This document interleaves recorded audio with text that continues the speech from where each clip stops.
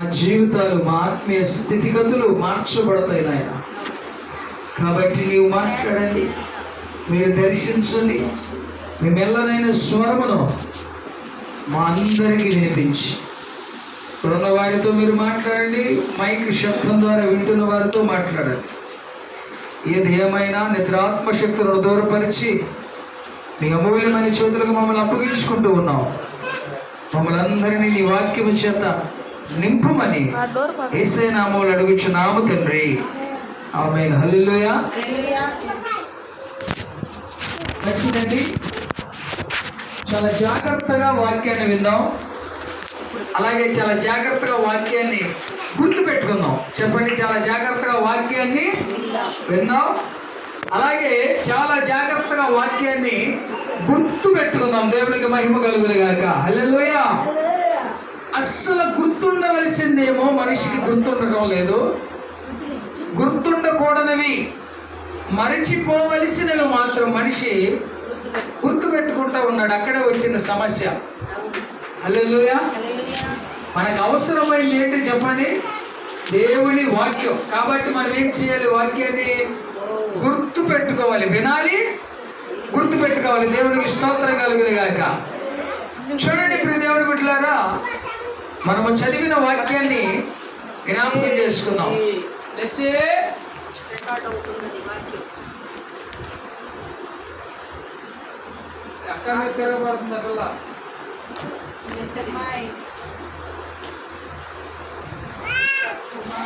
పరిశుద్ధ బైబిల్ గ్రంథములో మనము చదివిన లేఖనమును గమనిస్తే అక్కడ కొలస్సీ సంఘముతో పౌలు గారు అంటున్న మాట, ప్రతి మనుషుని చాలా జాగ్రత్తగా వినాలి, చాలా జాగ్రత్తగా గుర్తుపెట్టుకోవాలి. ప్రతి మనుషుని క్రీస్తునందు సంపూర్ణునిగా చేసి ఆయన ఎదుట నిలువబెట్టవలెనని సమస్త విధములైన జ్ఞానముతో మేము ప్రతి మనుషునికి ఏం చెబుతా ఉన్నాం? బుద్ధి చెబుతా ఉన్నాం. అలాగే ప్రతి మనుషునికి బోధించుచు ఉన్నాం, ప్రతి మనిషికి ప్రకటన చేయించు ఉన్నాం. అంటే ఒక వ్యక్తి, హల్లెలూయా చెప్పండి, హల్లెలూయా, హల్లెలూయా.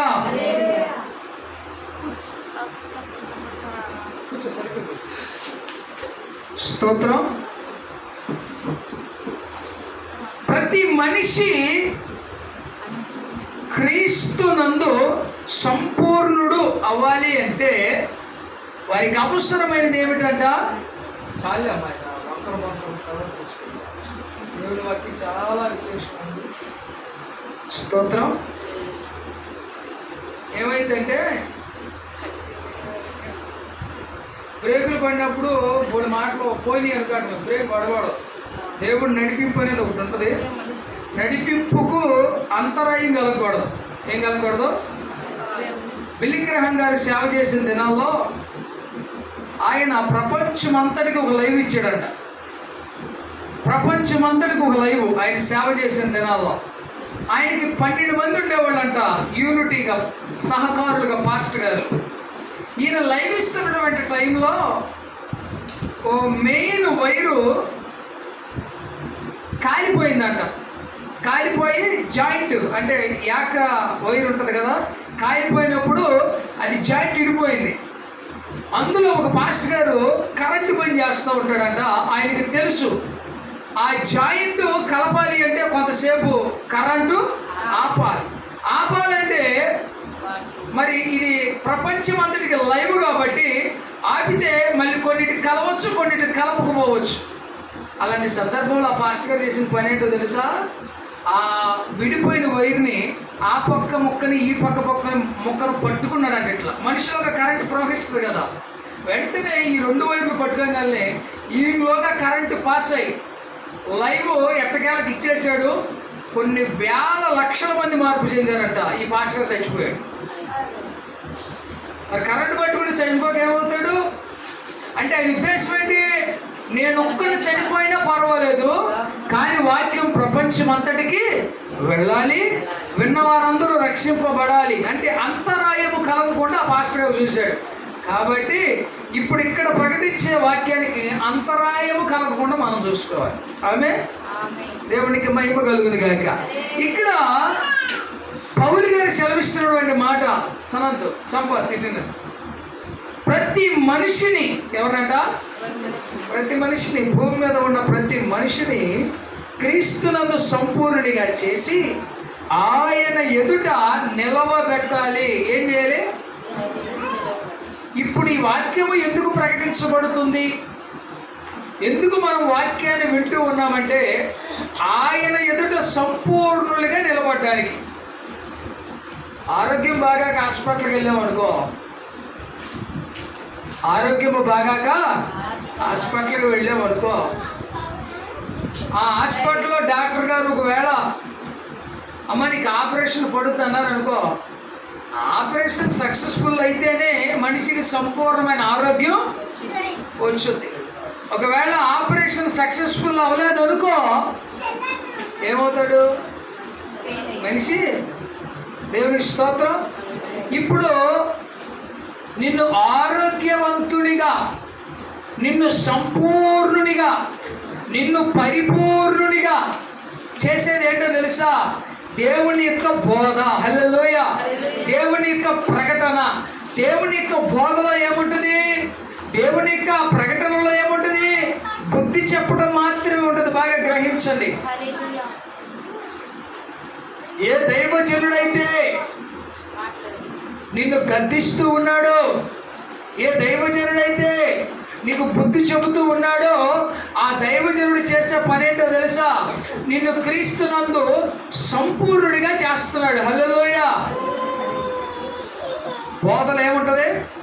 మనిషిని సరిచేసే విధానం ఉంటుంది. దేవుని వాక్యాలు ఏముంటుంది? ముందు మనిషిని ఏం చేస్తారు? సరిచేస్తారు, ఆరోగ్యమును కలుగు చేస్తారు, చక్కని విశ్వాసమును నేర్పిస్తారు.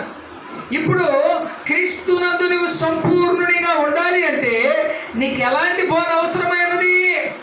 బుద్ధి చెప్పే బోధ. ఆమేన్. హల్లెలూయా.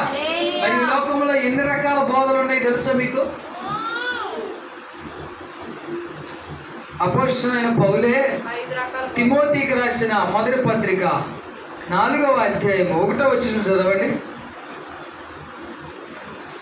చదవండమ్మా.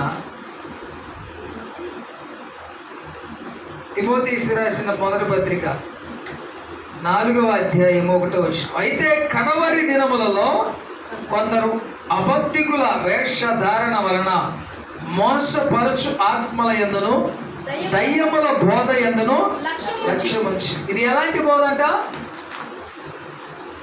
దయ్యముల. చెప్పండి ఇదే బోధ.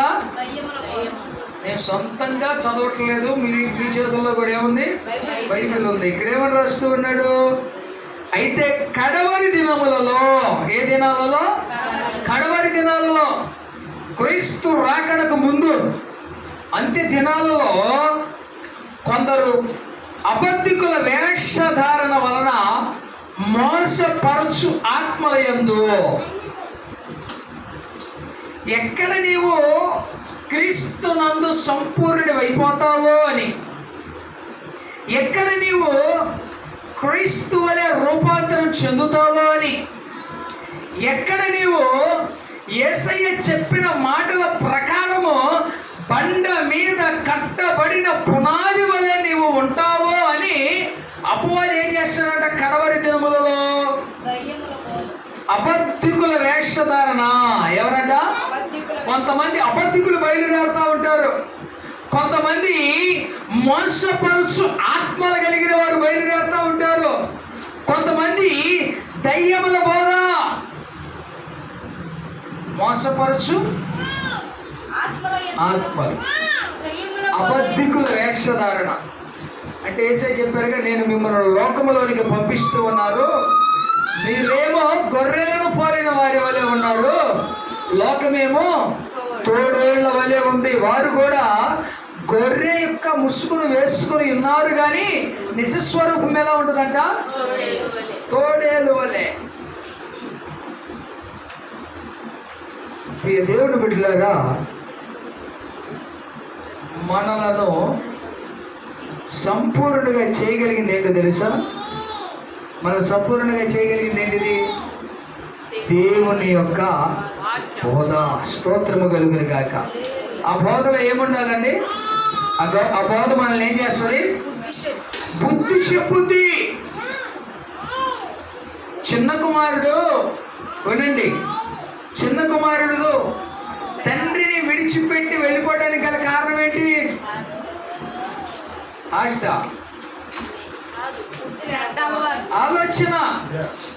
ఆలోచన.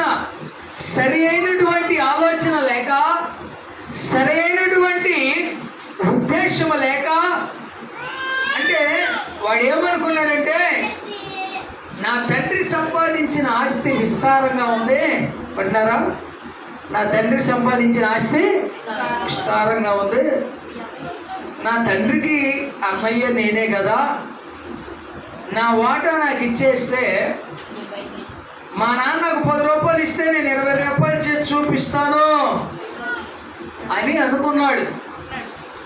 తండ్రి దగ్గరకు వచ్చాడు.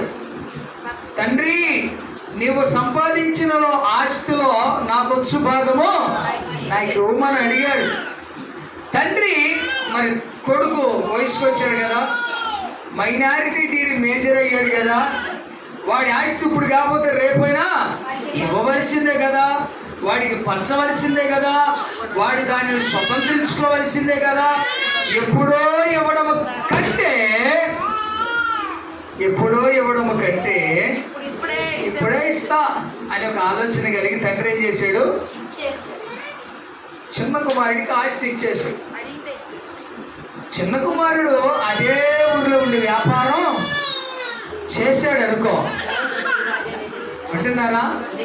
అమ్మాయి చూడండి, చిన్న కుమారుడు అదే దేశంలో ఉంది, వాళ్ళ నాన్నకు సమీపంలో ఉండి ఏదో ఒక వ్యాపారం చేస్తే తండ్రికి తెలిసేది తన కొడుకు ఏ వ్యాపారం చేస్తున్నాడో, ఏ వర్క్ చేస్తున్నాడో, ఏ బిజినెస్ చేస్తున్నాడో తండ్రికి తెలిసేది.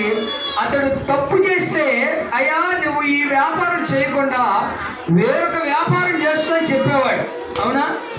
కానీ కుమారుడు ఏం చేశాడంటే ఆస్తిని తీసుకుని వేరొక దూర దేశానికి వెళ్ళాడు. ఎక్కడికి వెళ్ళాడు? ఏమా దూర దేశానికి వెళ్ళిపోయాడు. తండ్రి కుమారుడి గురించి తెలుసుకోలేనంత దూరంగా వెళ్ళిపోయాడు.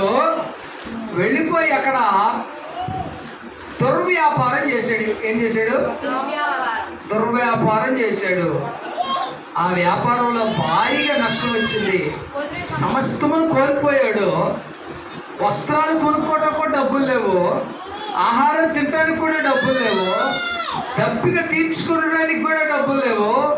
ఏ ఆధారము లేని వాడిగా ఏమండి పందులు మేపడానికి. ఏం మేపడానికి? తండ్రి ఇంట్లో ఉన్నప్పుడు ఎలా ఉన్నాడు? రాజ్య కుమారుడిలాగా ఉన్నాడు. సకల సౌకర్యములు సదుపాయములు అందుబాటులో ఉన్నాయి. తన తండ్రి ఇంటిలోనే అనేక మంది పనివారు ఉన్నారు. అబ్రహాం ఇంట్లో 318 మంది ఉన్నట్లుగా ఈ తండ్రి ఇంట్లో కూడా అనేక మంది అన్నాడు, కానీ సంఖ్య ఇవ్వలేదు. ఎందరో ఉన్నారు, వారందరూ పనిచేసేవారు. ఇతను మాత్రం ఇష్టం వచ్చినప్పుడు లెగిసేవాడు. ఇంకా అన్నయ్య అయినా సరే పొలానికి వెళ్ళేవాడు, కానీ చిన్న కుమారుడు ఎన్నడూ పొలానికి వెళ్ళినట్లుగా రాయబడలేదు, ఎన్నడూ కష్టపడినట్లుగా రాయబడలేదు, ఏ వ్యాపారం చేసినట్లుగా రాయబడలేదు. ఎలాంటి అనుభవం ఉన్నవాడిగా ఏమీ రాయబడినప్పటికీ కూడా ఆస్తిని తీసుకుని దూర దేశమునికి వెళ్ళిపోయి వ్యాపారము చేసి ఆ వ్యాపారంలో సమస్తమును పోగొట్టుకుని పందులను మేపడానికి పందులు తినే పట్టు దగ్గరికి వచ్చి దాన్ని తినబోతూ ఉండగా అప్పుడు వచ్చిందంటే చిన్న కుమారుడికి ఏంటి? ఏమొచ్చింది? బుద్ధి. అర్రే మనం కూడా సెంటర్కి వెళ్ళేటప్పుడు ఇంటికాడ ఉన్నప్పుడు 4-5 పనులు ఆలోచించుకుని వెళ్తాం. వెళ్ళిన తర్వాత అక్కడ 2 పనులు చేయగానే మళ్ళీ ఇంటికి వచ్చేస్తాం, 2 పనులు మర్చిపోతాం. మనం ఎన్నెన్నో చేయాలనుకుంటాం, అన్నీ చేయలేం. తండ్రిని ఆస్తిని అడిగేటప్పుడు ఏమి లేదు కుమారుడికి, చిన్న కుమారుడికి బుద్ధి లేదు, జ్ఞానం లేదు, తెలివి లేదు, వివేచన లేదు. ఆస్తి ఇస్తున్నాడుగా, 10ని 20 చేద్దాం, 20ని 40 చేద్దాం అని అనుకున్న ఆలోచన ఉంది, కానీ దీన్ని ఎలా డెవలప్ చేయాలో అన్నటువంటి ఆలోచన కూడా లేదు. ఎప్పుడైతే బుద్ధి కలిగిందో, ఎప్పుడైతే చేసింది తప్పని తెలుసుకున్నాడో, అప్పుడు ఏమనుకుంటున్నాడు తెలుసా? నా తండ్రి ఇంట అనేక మంది పరివారం ఉన్నారు, కొడుకుగా వెళ్ళినా ఆయన నన్ను యాక్సెప్ట్ చేయడు, అంగీకరించడు. ఎందుకంటే నా ఆస్తి నాకు ఇమ్మన్నాను, ఇది పోయేంత వరకు మళ్ళీ తండ్రి దగ్గరికి వెళ్ళలేదు, చెప్పండి, ఉత్తరం రాయలేదు, ఫోన్ చేయలేదు, వాట్సాప్ మెసేజ్ పెట్టలేదు, తండ్రికి నాకు సంబంధం అనేది తెగిపోయింది. ఇప్పుడు వెళ్తే చేర్చుకుంటానే చేర్చుకోడు. కుమారుడిగా వెళ్ళట కంటే నేను కూడా ఒక పనివాడిగా వెళ్తా. ఈ పందుల దగ్గర నేను వర్క్ చేయలేకపోతున్నా, పని చేయలేకపోతున్నా. నా తండ్రి ఏంట పొలంలో కానీ, అతని ఇంట్లో కానీ, అతను కలిగి ఉన్న దానిలో కానీ ఒకంత పని చేస్తాను. ఆ పని ద్వారా ఇదిగో నాకు అన్నం పెడితే డబ్బులు ఒక్కర్లేదు. ఎందుకంటే ఆ దేశంలో గొప్ప కరువు వచ్చిందంటే ఏమొచ్చింది? తండ్రి ఉన్న చోట ఏముంది? సమృద్ధి ఉంది. పెద్దవాడికి ఇవ్వాల్సిన ఆస్తి అలాగే ఉంది, పెద్దవాడికి వెళ్ళాల్సిన పొలం అలాగే ఉంది. పెద్దవాడికి ఏముంది? జ్ఞానం ఉంది.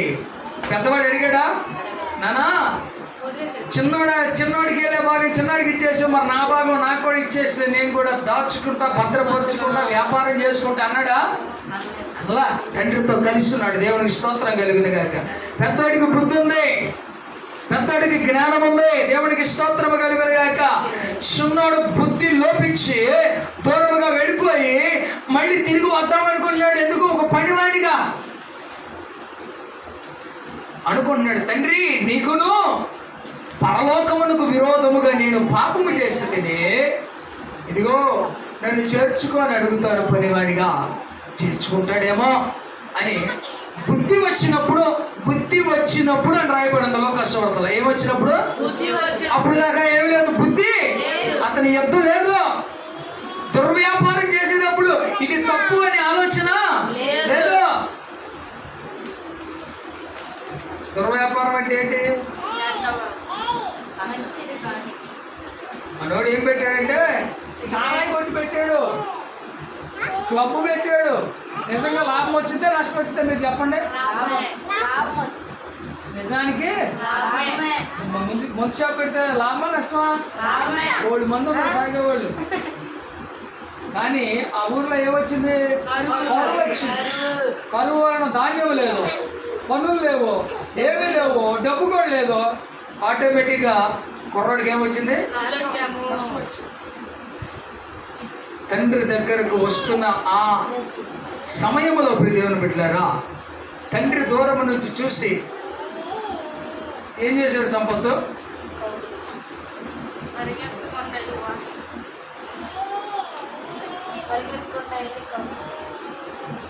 సరిగ్గా చెప్పు.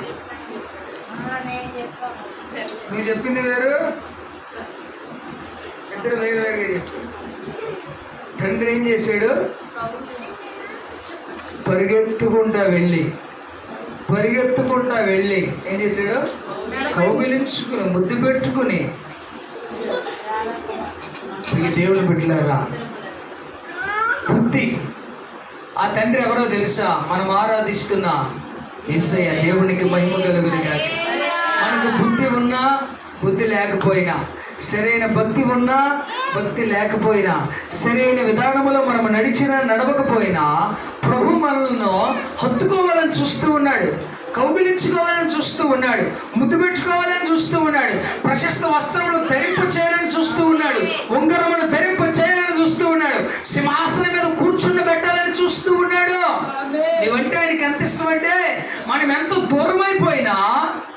మనమంతా ఆయనకి సమీపంగా లేకుండా అసలు ఆయనకి మనకు సంబంధం లేనంతగా మనము దూరంగా వెళ్ళిపోయినా, పడిపోయినా, నశించిపోయినా మరలా తిరిగి వచ్చేటువంటి ఆలోచన బుద్ధి మనకు పుట్టినట్లయితే ఆయన ఏం చేస్తాడు? అలా చేర్చుకునే ప్రాసెస్లో ఆ సేవకుల ద్వారా మనకు అందించబడుతున్నటువంటి బోధ, మనకు అందించబడుతున్నటువంటి ప్రకటన అది ఎలాంటిదంటే బుద్ధి కలిగించేటువంటి ప్రకటన, బుద్ధి కలిగించేటువంటి బోధ. ఇక్కడ ఏమన్నాడు తిమోతితో? దయ్యముల బోధ ఉందంట. ఏ బోధ? అపవాది బోధ. ఏం అవదులే, ఏమి అవదులే, చిన్న అబద్ధమేగా, చిన్న తప్పేగా, చిన్న దొంగతనమేగా అనే ఒక చిన్న ఆలోచన అపవాది మనకిస్తాడు. చిన్నదేగా.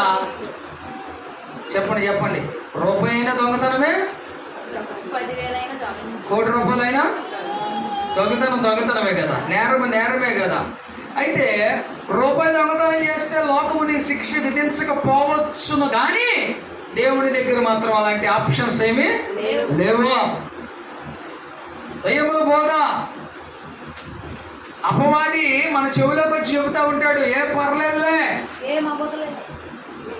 ఈరోజు ప్రార్థనకి వెళ్ళకపోతే ఏమవుదులే, ఈరోజు ఇంట్లో ప్రార్థన చేసుకోకపోతే ఏమవుదులే, రోజు చేస్తున్నావుగా, ఈరోజు వాక్యం చదవకపోతే ఏమవుదులే అంటే ఈజీగా దేవుని యొద్దకు రాకుండా మిగిలినవన్నీ వాడు మన చేతులకు అప్పగిస్తూ ఉంటాడు, దేవునికి దూరం చేస్తూ ఉంటాడు. ఆ రోజంతా ఏదో పోగొట్టుకున్న వారి వల్లే మనం ఉండిపోతూ ఉంటాం. ఎందుకంటే ప్రభుతో మనం మాట్లాడుకోలేదు, ఆయన మాట్లాడుతూ ఉండగా బైబిల్ మనము చదవట్లేదు. అలాంటి ఆలోచన ఇచ్చేవాడు ఎవరో?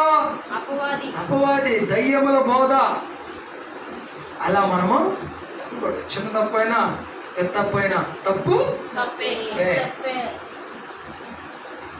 కాబట్టి దేవుని ఎదుట మనము సంపూర్ణునిగా నిలబడాలి. అంటే సంపూర్ణునిగా పరిశుద్ధత విషయంలో మనకు సంపూర్ణత ఉండాలి. ఆమె పవిత్రత విషయంలో మనకు సంపూర్ణత ఉండాలి. భక్తిలో మనకు సంపూర్ణత, విశ్వాసములో సంపూర్ణత ఉండాలి, ప్రార్థనలో సంపూర్ణత ఉండాలి. దయ్యముల బోధే కాదు, కానీ ఇంకొక బోధ ఉందంట. చూడండి, అదే పౌలు గారు తిమోతికి రాసిన 2వ పత్రికలో ఆ మాట మాట్లాడుతూ ఉంటారు. 2వ పత్రిక 4వ అధ్యాయము 3వ వచనం. ఎందుకనగా జనులు హితబోధన సహింపక దురద చెవులు గలవారై తమ స్వకీయ దురాశలకు అనుకూలమైన బోధకులను తమ కొరకు పోగు చేసుకుంటారు. ఇది ఎలాంటిదంట? అనుకూలమైన బోధ. ఏంటి అమ్మా? ఇది ఎలాంటి బోధ? అనుకూలం. యెహోవా సాక్షులు అనేవారు ఉన్నారు. వాళ్ళు ఏం చేస్తారో తెలుసా? దేవుడు మన కొరకు రక్తం కార్చాడు, మన పరిశుద్ధులుగా చేసేసాడు, ఆయన రక్తంలో మనకు పరిశుద్ధత ఉంది, పాపం చేసినా నేరం కాదని చెబుతారు వాళ్ళు. ఎవరో? యెహోవా సాక్షులు. అంటే ఇందులోనే చాలా రకాల పాస్టర్లు ఉన్నారు, చాలా రకాల డినామినేషన్స్ ఉన్నాయి. వాళ్ళు ఏమంటారు? ఇది పాపం చేయొచ్చు, ఇది ప్రార్థనకు కూడా చేయొచ్చు. అనుకూలమైన బోధ. అలా చెప్పకపోతే వాళ్ళ బోధ ముందుకు వెళ్ళదు కదా. కానీ ఇక్కడ పౌలు గారు ఏమన్నాడు? ఎందుకనగా జనుల హితబోధను సహింపక. హితబోధ అంటే అర్థం ఏంటి? ఏమండి? అదే ఉంది అక్కడ, ఆరోగ్యకరమైన బోధ. అంటే చెప్పండి మరి, పుట్టినట్లు ఉంది. హితబోధ అంటే ఆరోగ్యకరమైన బోధ. ఆరోగ్యం ఎప్పుడు వస్తే? మంచి మెడిసిన్. నీకు ఏదైతే తలనొప్పి అయితే తలనొప్పికి సంబంధించిన శారిడాల్, జ్వరం అయితే తెలుగులో చెప్పండి, జ్వరం ఉంది అంతే కదా. తలనొప్పికి అయితే తలనొప్పి మందు, దగ్గు అయితే దగ్గుకు సంబంధించిన టాబ్లెట్ అని మనం ఎలా చెప్తామో, ఆరోగ్యకరమైన బోధ అంటే ఏంటో తెలుసా? ఇంత బోధ అంటే ఏంటో తెలుసా? నీకు బుద్ధిని కలిగించేటువంటి బోధ, నీ జీవితాన్ని సరిదిద్దేటువంటి బోధ. పిల్లలు చదువుకోవటానికి వెళ్తున్నారు, మాస్టర్ పట్టించుకోలేదు అనుకో, చెడిపోతారంతే. మాస్టర్ క్రమశిక్షణలో పెడతాడు. ముందు ఏం చేస్తాడు? చదువు కంటే గొప్పదేంటి? శిక్షణ, క్రమశిక్షణ. క్రమంగా నడిచే శిక్షణ లేకపోతే ఎంత చదివినా శుద్ధ దండగా. అవునంటారు కదా? ఇక్కడ కూడా హితబోధ అంటే ఏమిటి? ఆరోగ్యకరమైన బోధ, నీకు ఎలాంటి నీరసం లేనటువంటి బోధ. అంటే వినేవాళ్ళు కూడా ఏమనుకుంటారంటే, అసలు ఇది ఆరోగ్యకరమైన బోధ అనేది దేనికి సంబంధించిందని అనుకుంటారు. ఇది శరీరమునకు సంబంధించినది కాదు, కానీ ఆత్మకు సంబంధించినటువంటి బోధ. నీ ఆత్మను పరలోకం చేర్చుట కొరకు. ఆమేన్. మార్కు సువార్త 1వ అధ్యాయము 40 వచనం నుండి చూస్తే, అక్కడ కుష్ఠరోగి వస్తాడు యేసు దగ్గరికి. ఎవరు వస్తారు? ఎవరు వస్తారు? కుష్ఠరోగి. అతని ఆ యేసు దగ్గరికి వచ్చాయా, నీకు ఇష్టమైతే నన్ను శుద్ధిని చేయగలవా అని అన్నప్పుడు ప్రభు అతని మీద కనికరపడి చేయి చాపి వారిని ముట్టుకుని బాగు చేశాడు. వాస్తవం ఏమిటంటే, అతనికి కుష్ఠు ఉన్నది ఎక్కడ? శరీరం మీద. ఎక్కడుంది? శరీరం మీద. ఈ శరీరం మీద ఉన్న కుష్టి అందరికి కనపడుద్ది. ఈ శరీరం మీద ఉన్న కుష్టి గాయము అందరికీ కనపడుద్ది. కానీ కొందరికి హృదయంలో ఉంటుంది కుష్టి. ఎక్కడ ఉంటుంది? హృదయంలో. అది అంతరంగంలో ఉంటుంది, అది అందరికీ కనపడదు. నీకు ఒకవేళ దేహం మీద కుష్టుండి చనిపోయిన నువ్వు పరలోకం వెళతావేమో, కానీ హృదయంలో కుష్టుంటే మాత్రం పరలోకం ఎన్నటికీ చేరలేము. ఆ కుష్టే పాపం అన్నాడు దేవుడు. ఏమన్నాడు? పాపం. పాపం వలన వచ్చు జీతం మరణం. మరణము.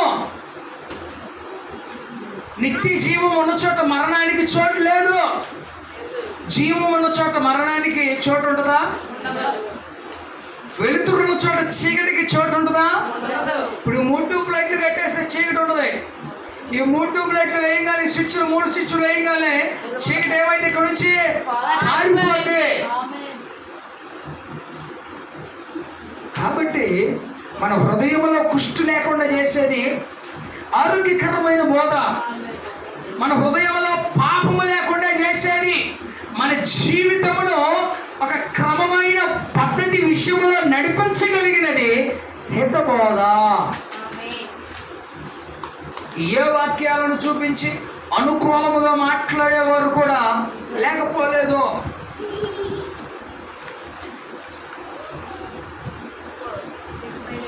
యేసు ప్రభు వారి శిష్యులను ఎప్పటికప్పుడు గద్దిస్తూనే ఉన్నాడు. కానీ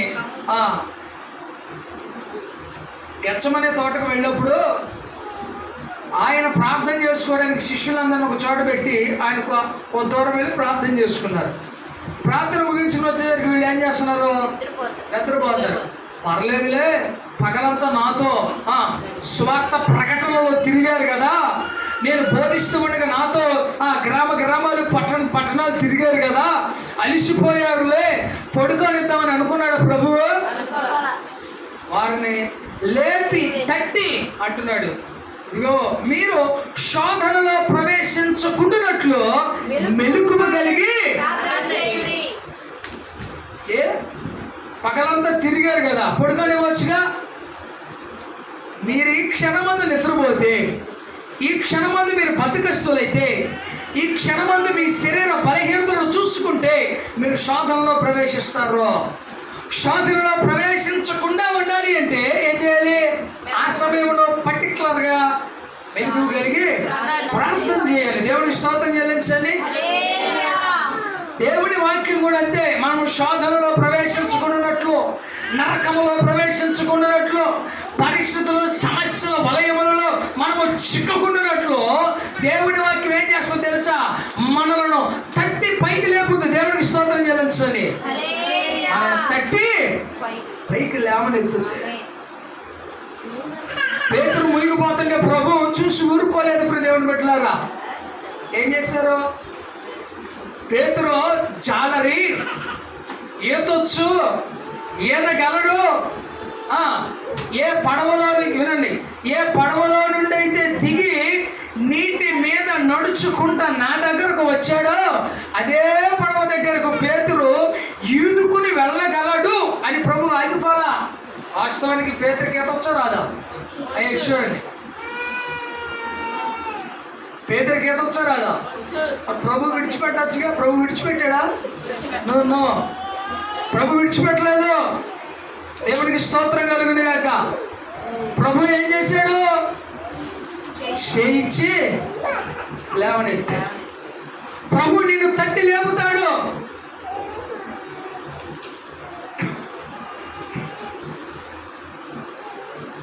నిన్ను లేపగలిగిన సమర్థుడు.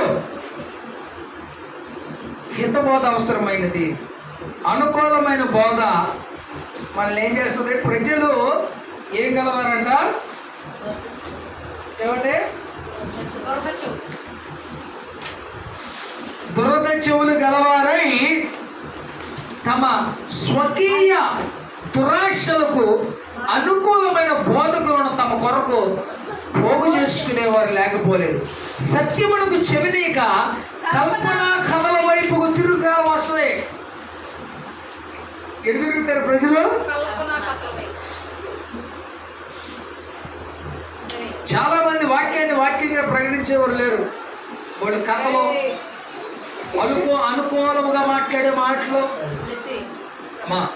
అవే క్షణమందు మనం నవ్వుకోవటానికి బాగానే ఉంటుంది, కానీ మన చెవులకు ఇంపుగా ఉంటుంది, కానీ మనలను మాత్రం క్రీస్తునందు సంపూర్ణంగా చేయలేదు ఆ బోధ.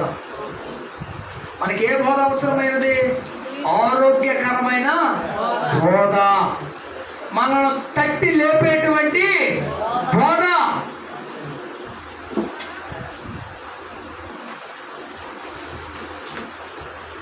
ఎలాంటి బోధ అవసరమైనది మనకి?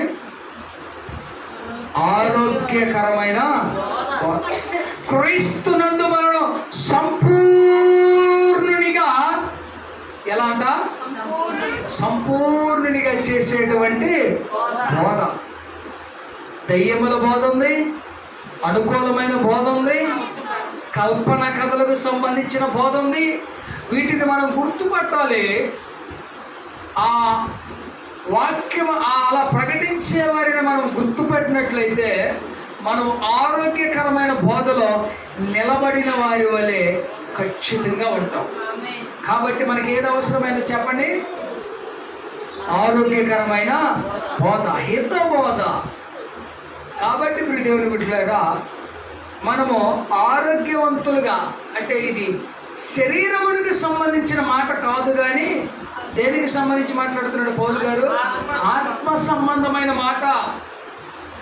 అందుకు వారు ప్రయాసపడుతూ ఉన్నారంట. ఏమంటున్నాడు?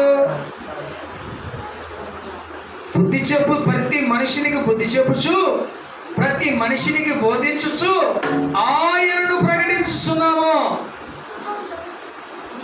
ఎవరిని ప్రకటిస్తూ ఉన్నారు? ఆయనను ప్రకటించుచున్నాము. అందు నిమిత్తము నాలో బలముగా కార్యసిద్ధి కలుగుజేయు ఆయన క్రియాశక్తిని బట్టి నేను పోరాడుచున్నాను. అంటే ఎంతో ప్రయాసపడుతున్నాను, ఎంతో పోరాటం చేస్తా ఉన్నాను. ఎందుకు? ప్రతి మనిషిని ఆయన ఎదుట సంపూర్ణుడిగా నిలబెట్టుట కొరకు. కాబట్టి మనం కూడా యేసయ్య నందు ఎలా ఉండాలండి? సంపూర్ణుడిగా ఉండాలి. సంపూర్ణుడిగా అంటే అర్థం ఏంటి?